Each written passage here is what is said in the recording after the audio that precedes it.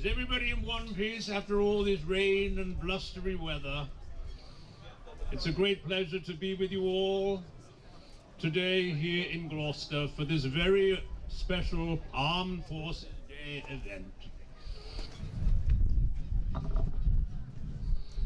Her Majesty's Lord Lieutenant, High Sheriff of Gloucester, Commander Air Rapid Reaction Corps, Sheriff of the City of Gloucester, your Right Worshipful Mayor of the City of Gloucester, Honourable Member of the House of Commons, and of course, esteemed people of this great city of Gloucester,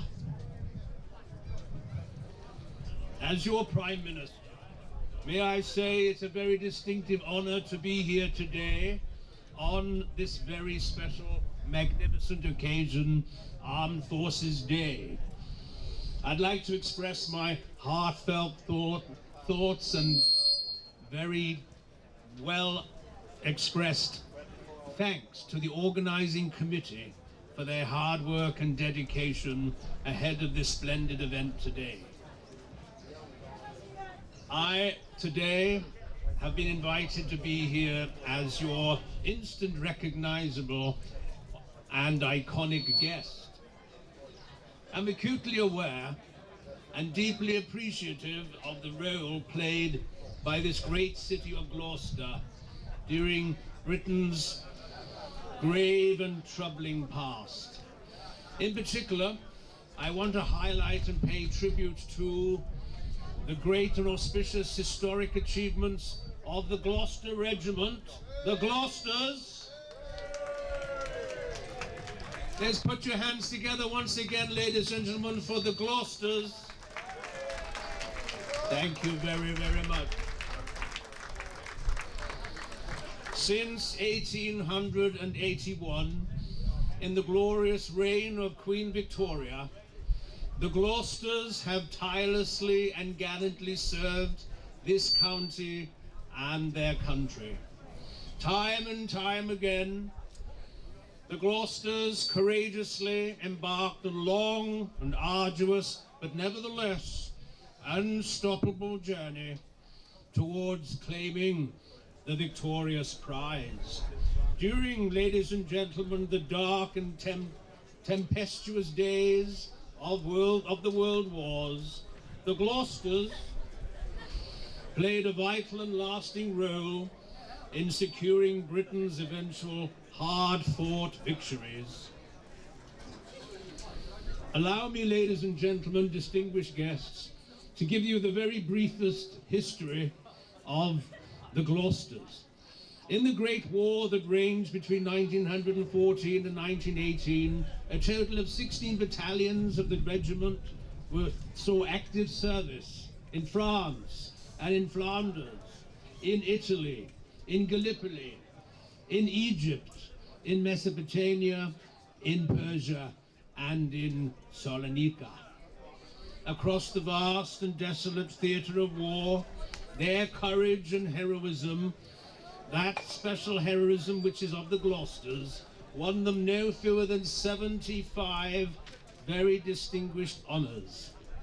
4 gallant soldiers from the Gloucesters were awarded the very, very highest possible gallantry award, the Victoria Cross, for their fearless and selfless service to King and country.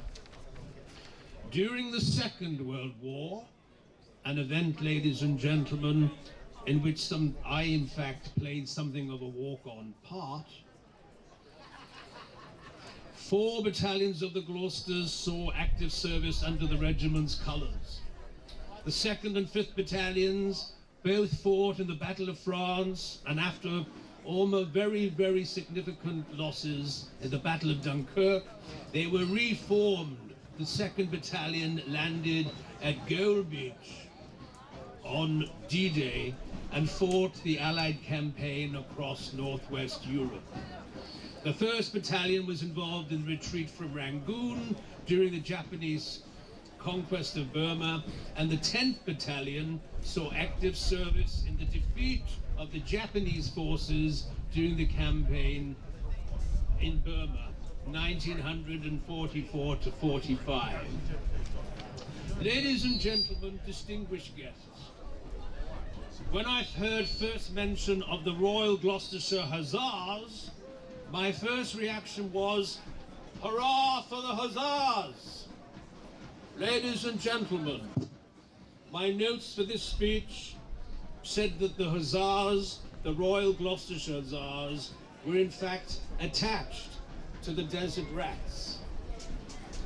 Attached, only attached. To me, ladies and gentlemen, to use a word like attached sounds like a laboratory experiment of some kind.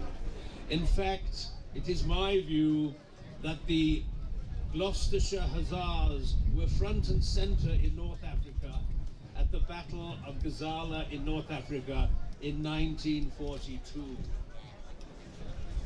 Ladies and gentlemen, please join me when I say hurrah for the Hussars! Hurrah for the Hussars! Hurrah for the Hussars! Ladies and gentlemen, distinguished guests, let me tell you that as your Prime Minister, one of the certainties of life is that the Britannia rules the waves. Britannia, that proud and gracious symbol of these islands, has over the centuries been ably assisted in ruling those waves by the Royal Navy. We give grateful recognition to the part that the Royal Navy is playing today in Britain to secure her borders, and we pay tribute to those who have defended this country in the Royal Navy across history and around the world. The Royal Navy's role in D-Day, in Operation Dynamo at Dunkirk, and in countless operations in the Arctic seas, in the Atlantic, the Mediterranean, the Pacific, serves as a glorious testament worthy of our continuing gratitude. Ladies and gentlemen, distinguished guests, I now turn my attention to the Royal Air Force. I'm sure that the most gallant Air Marshal here today would agree with me that it was an absolute moment of pride and great pleasure to see the Spitfire fly over us earlier today. At the risk of sounding obtuse or even a little churlish, may I say that that Spitfire put my attendance here at this event very much in the shade. Ladies and gentlemen, distinguished guests, it would be remiss of me to visit you here in Gloucestershire without praising the work carried out in this glorious county on the Hawker Typhoon fighter aircraft, built in impressive numbers by the Gloucester Aircraft Company. It was this company and its dedicated workers from across Gloucestershire and indeed beyond that produced the Hawker Typhoons and Hawker Hurricanes used by our great Royal Air Force during bombing offences in Nazi Germany.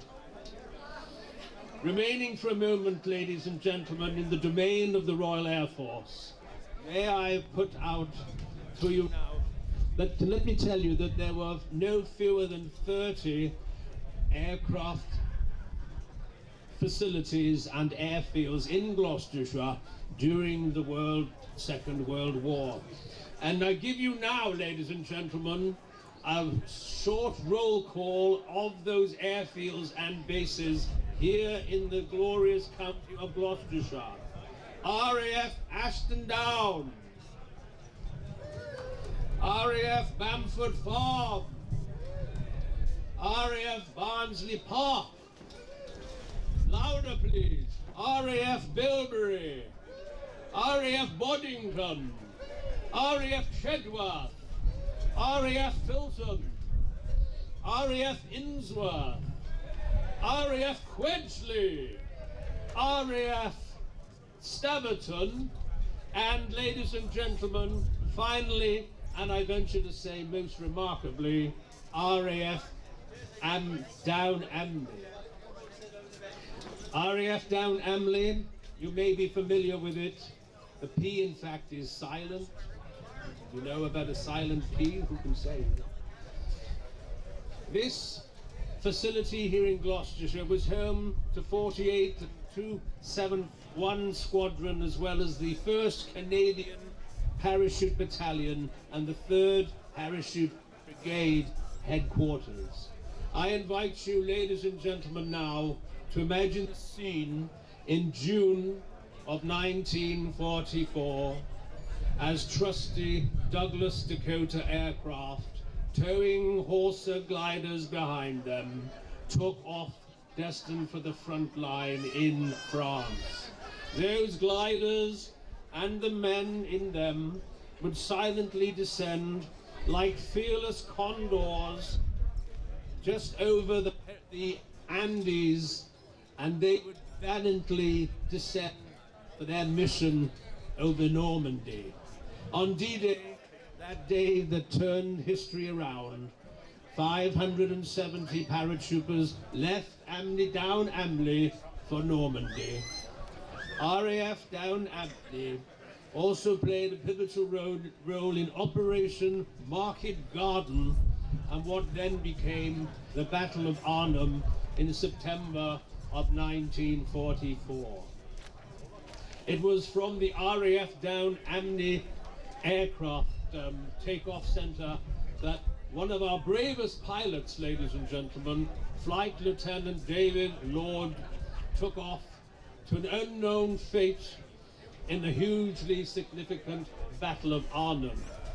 Ladies and gentlemen, despite heavy anti-aircraft assault and the loss of his aircraft's starboard engine, Flight Lieutenant Lord refused to abandon his mission, and that mission was to supply Allied troops with supplies, and for that he paid the ultimate sacrifice. Flight Lieutenant Lord was posthumously awarded the Victoria Cross for his bravery above Arnhem, and we salute his memory today. Ladies and gentlemen, distinguished guests, I am doubly honoured that this county of Gloucestershire played such an important part, the RAF, in both Operation Overlord and in the Battle of Arnhem in 1944. Chairman of the committee, ladies and gentlemen, with a continuing indulgence for just a short while, may I just say I want to return a moment to the glorious Gloucesters and their great contribution not only to the Second World War, but to the Korean conflict in the 1950s, which was in my second premiership. It was during, ladies and gentlemen, the Battle of Injun River in April 1951 that the Gloucesters once again showed their marvelous skills and prowess as military campaigners, this time by giving bloody noses to both Korean and Chinese communist forces. It was a great sense of pride, ladies and gentlemen, that I say to you today, we have some of the members of the Battle of Injun River campaign of 1951. Can I call forward Mr. Tommy Clough, please? He is unavailable today. However, I ask you all to recognize those who apparently are today remembered in what some people call the forgotten war in Korea in 1951. Yes, gentlemen, anyone here, did you serve 1951? No. In closing, ladies and gentlemen, distinguished guests, may I just repeat my appreciation of such a warm welcome to the city of Gloucester on Armed Forces Day. I will finish on something of a poetic note from a poem written here in Gloucester called Time to Come by Gloucester's very own poet, Ivor Gurney. We see her well and should have great thanksgiving, living in sight and form of more than common living. She is a city still, and the centuries drape her well. Something in the air or light cannot or will never forget the past ages of her, the toll which made her, the courage of her, the army that made her not afraid. For her, Gloucester. Thank you, ladies and gentlemen. Thank you.